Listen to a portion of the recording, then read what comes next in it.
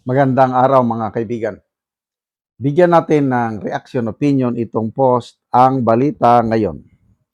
Boeing hahabulin umano ang nag-leak ng confidential info ng kanilang mga investigador. Mariing kinundina ng Office of the Ombudsman ang pagkalat online ng mga identidad ng kanilang mga investigador. Iginiit na seryoso umanong banta sa kaligtasan ng mga lingkod bayan. Ayon sa ahensya, ang pag-leak ng sensitibong impormasyon ay hindi lamang simpleng paglabag, kundi isang hakbang na naglalagay sa panganib sa seguridad at buhay ng kanilang mga tauhan. Ito ang pahayag ng Ombudsman. The Office of the Ombudsman strongly condemns the malicious online disclosure of our investigators' identities. This unauthorized leak is a blatant attempt to intimidate public servants and directly jeopardizes their personal safety. Sa gitna nito, kinumpirma ng ombudsman na nakikipag-ugnayan na sila sa mga otoridad upang matukoy ang mga responsable at masampahan ng kaukulong kaso sa ilalim ng Data Privacy Act at Cybercrime Prevention Act. Okay. So, sino ang posibleng nag-leak sa mga pangalan ng mga investigators?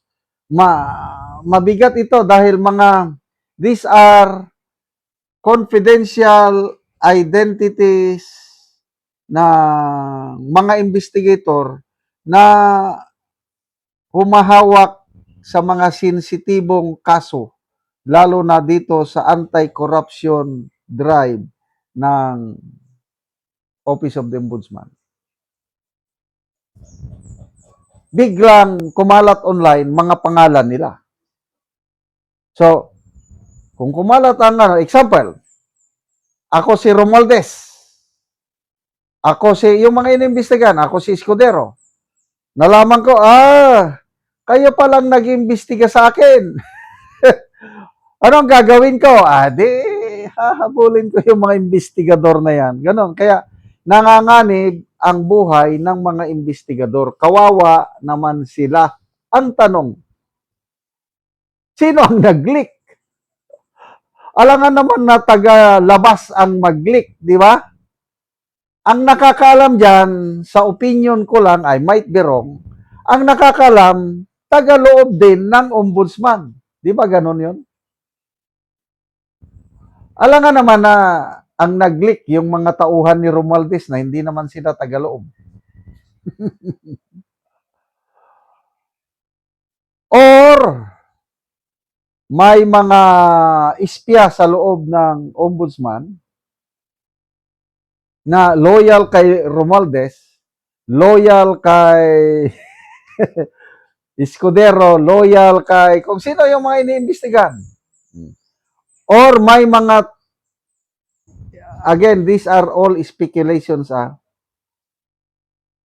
Wala akong prueba o ano. Analysis, opinion ko lang ito. Baka may mga tauhan sa ombudsman na hindi na maligaya sa nangyayari sa ombudsman, kaya nilik niya. Example, yung partial committee report ng Blue Ribbon. Hindi pa officially na ilalabas, inilik na eh. O di, nabulabog ang Blue Ribbon, hanggang ngayon hindi pa napirmahan. Example, sa Malacanang, Office of the President, may mga puting ahas ni Maharlika. Kung anong nangyayari sa loob ng palasyo, nalalaman natin kaagad dahil binubulgar ng mga puting ahas. So, yung mga puting ahas ni Marlica, hindi sila natutuwa sa ginagawa ng administrasyong ito. So, there is something, hindi naman, ang may kasalanan is sa loob pa rin ng opisina. Napasukan sila. Merong spy. So, sinisindikato rin sila. So, ano ang maganda dito? Pwedeng nagkaroon ng background check. Kailan kung sino man ang gumawa niyan, I believe marunong. Hindi siya basta gagawa niya na matrace up na siya ang gumawa. So, lesson learned. Ayusin natin ang ating trabaho. Kasi kung maligaya ang mga trabahante mo, hindi sila maglilik ng ganyan. Pero kaya nga tinawag na confidential eh. Tapos ngayon, na bulgar na. Meron akong, hindi ko naman napanood, thumbnail lang ni Jojo de Guzman. Sabi niya na, testigo ni Boying Peke, something like that. Hindi ko naman napanood. So, ayan, sasampa ng kaso. Sino naman ang sasampa niya ng kaso? Kaya importante yan, Data Privacy Act. Yung ginawa nila kay BP Sara, yung pag-disclose ng mga bank transactions, may posibilidad na paglabag sa Data Privacy Act. Kaya, back to you. Kung ano yung ginagawa nyo sa iyong kapwa, babalik din sa iyo. Yun na yung tinatawag na bad karma. Salamat mga kaibigan sa inyong pagsubaybay sa channel na ito. Nakakatulong kayo ng malaki sa tribong talandig ng Bukidnon dahil ang income natin sa channel na ito is pantulong sa tribo na namimigay tayo ng libreng yero at pako para makapagpatayo naman sila ng mas maayos na tirahan. Panoorin nyo ang video na ito. Gisapahan ng og silupin. Maklaro manggani ang buslot. Ang gipang kuanan og mga sako.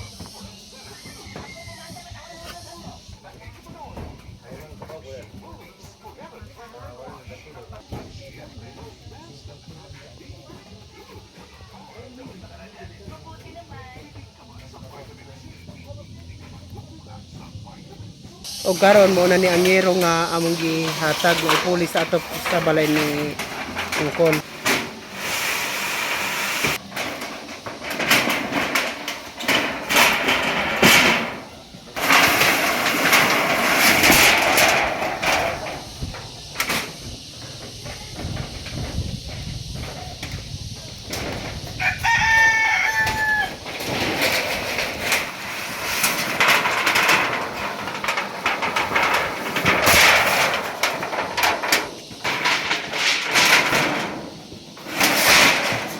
Tayda si Dan.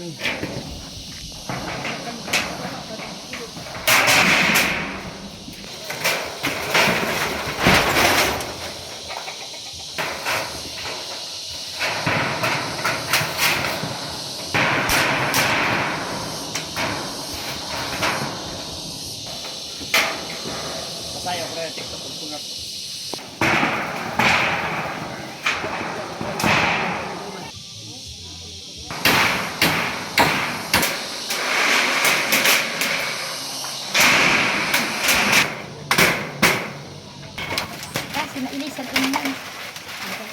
Ug karon human na gyud sa pag-atop ang among ginatabang nga yero.